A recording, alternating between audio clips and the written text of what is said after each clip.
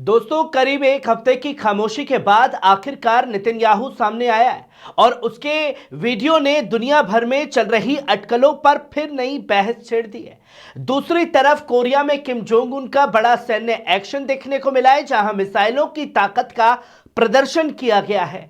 इसी बीच इराक के आसमान में केसी टैंकर हादसे में 6 अमेरिकी सैनिकों की मौत की खबर ने दुनिया को हिला दिया है और चौथी तरफ ईरान का गंभीर इल्जाम कि कुछ हमले फॉल्स फ्लैग ऑपरेशन हो सकते हैं।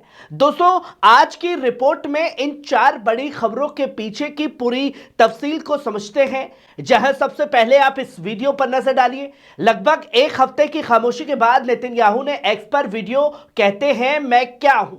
दुनिया भर में उठे सवाल, आप भी कमेंट बॉक्स में बताएं कि नेतन्याहू क्या है।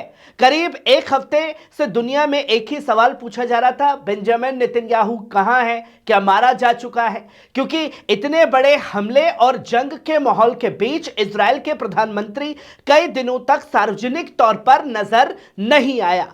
ना कोई बड़ा प्रेस कॉन्फ्रेंस, ना कोई खुला बयान, ना ही कोई सीधा संदेश। इस बीच सोशल मीडिया पर तरह तरह की अटकलें और अफवाहें भी फैलने लगी। लेकिन दोस्तों, अब इन अटकलों के बीच नेतन्याहू ने अपने एक्स यानी ट्विटर अकाउंट पर एक छोटा सा वीडियो पोस्ट किया है। वीडियो में नेतन्याहू कहता है, नजर आता है, दे से आई एम व्हाट वॉच, यानी लोग कहते हैं मैं क्या हूं देखो।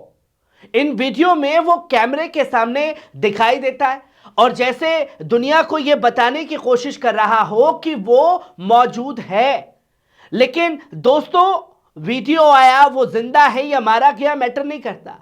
ये वीडियो सामने आने के बाद भी सवाल खत्म नहीं हुए, बल्कि कई नए सवाल खड़े हो गए हैं। क्योंकि जब पूरा इलाका जंग के तनाव से गुजर रहा है, जब इजराइल के कई शहर मिसाइल हमलों की जद में आ चुके हैं, जब आम लोग बंकरों में रात गुजारने को मजबूर हैं, तो ऐसे वक्त में देश की लीडरशिप से लोग ज्यादा साफ और जिम्मेदार जवाब चाहते हैं। लोग ये पूछ रहे हैं, नेतन्याहू इतने दिनों तक सार्वजनिक तौर पर क्यों नजर नहीं आया? क्या सुरक्षा कारण था या सरकार किसी बड़े खतरे से बचाव कर रही थी? दोस्तों, इजराइल के अंदर भी अब यह बहस तेज होती दिखाई दे रही है कि इस जंग का असर आम लोगों की जिंदगी पर कितना भारी पड़ रहा है। कई लोग सरकार की रणनीति पर सवाल उठा रहे हैं, तो कई लोग नेतन्याहू की लीडरशिप का समर्थन भी करते हुए साफ तौर पर दिखाई दे रहे हैं। यानी देश के अंदर भी सियासी और सामाजिक बहस तेज होती जा रही है। फिलहाल नेतन्याहू के इस वीडियो ने यह जरूर दिखा दिया कि वे सामने आ गया है, लेकिन एक बात जिसने सवाल खड़े कर दिए, जंग के दौर में वो सिर्फ एक वीडियो काफी नहीं होता है। आवाम जवाब चाहती है, भरोसा चाहती है और साफ सच्चाई भी चाहती है। जहां लोग सवाल पूछ रहे हैं, जब हमारे अपने मारे जा रहे हैं हमले में, जब हमारे घरों को तबाह किया जा रहा है, तब नेतन्याहू 6 से 7 दिन बाद सामने आता है, वो भी पार्टी करता हुआ। आम लोगों की जिंदगियों की कोई परवाह नहीं है। यह बयान सोशल मीडिया पर हर खामोशी अब दुनिया के लिए मायने रखती है। वहीं आप ये दूसरी खबर देखिए, किम जोंग उन ने देखी मिसाइलों की बड़ी सैन्य कवायद, उत्तर कोरिया ने दिखाया ताकत का अपना नया प्रदर्शन। दोस्तों, जंग के बीच में दुनिया की सियासत और सैन्य ताकत के मैदान से एक और बड़ी खबर सामने आई है। उत्तर कोरिया ने मिसाइल और मल्टीपल रॉकेट लॉन्च सिस्टम के साथ बड़ी सैन्य कवायद यानी मिलिट्री एक्सरसाइज भी की है। इस सैन्य अभ्यास में उत्तर कोरिया के नेता किम जोंग उन खुद मौजूद रहे और दिलचस्प बात यह रही कि उनकी बेटी भी इस कवायद के दौरान उनके साथ नजर आई। रिपोर्ट्स के मुताबिक इस एक्सरसाइज के दौरान विभिन्न तरह की मिसाइलों और अलग अलग कैलिबर और मल्टीपल रॉकेट लॉन्च सिस्टम का इस्तेमाल किया गया और साथ ही साथ अपनी सैन्य ताकत का भी प्रदर्शन किया। दोस्तों, किम जोंग उन ने इस कवायद को बेहद करीब से देखा और सैन्य अधिकारियों के साथ खड़े होकर मिसाइल लॉन्च और हथियारों की तैयारी का जायजा भी लिया। यह सैन्य अभ्यास ऐसे वक्त में हुआ है जब एशिया और दुनिया के कई हिस्सों में तनाव और सुरक्षा को लेकर चिंताएं लगातार बढ़ती जा रही हैं। विशेषज्ञों का साफ तौर पर कहना है कि इस तरह की कवायद के जरिए उत्तर कोरिया यह संदेश देना चाहता है कि उसकी मिसाइल और रॉकेट ताकत लगातार मजबूत हो रहे हैं। दोस्तों, किम जोंग उन की बेटी का बार बार ऐसे सैन्य कार्यक्रमों में नजर आना भी अंतर्राष्ट्रीय मीडिया में चर्चा का विषय बना हुआ है, क्योंकि कई विश्लेषक इसे उत्तर कोरिया की अगली पीढ़ी की नेतृत्व राजनीति का संकेत भी मान रहे हैं। फिलहाल उत्तर कोरिया की इस सैन्य कवायद ने एक बार फिर दुनिया का ध्यान कोरियाई प्रायद्वीप की बढ़ती सैन्य गतिविधियों की तरफ खींच लिया है। वहीं आप ये तीसरी खबर देखिए, ईरान का बड़ा दावा, एक बड़ा इल्जाम अमेरिका और इजराइल पर लगाया। दोस्तों, मिडल ईस्ट की सियासत में इस वक्त एक बड़ा और गंभीर दावा भी सामने आया है। ईरान के विदेश मंत्री अब्बास अराक्ची ने कहा है कि तेहरान क्षेत्रियों के साथ मिलकर संयुक्त जांच कमेटी बनाने की तैयारी कर रहा है, ताकि यह पता लगाया जा सके कि हालिया हमलों के असल निशाना कौन था और क्या उन हमलों में अमेरिकी ठिकानों को टारगेट किया गया था या नहीं।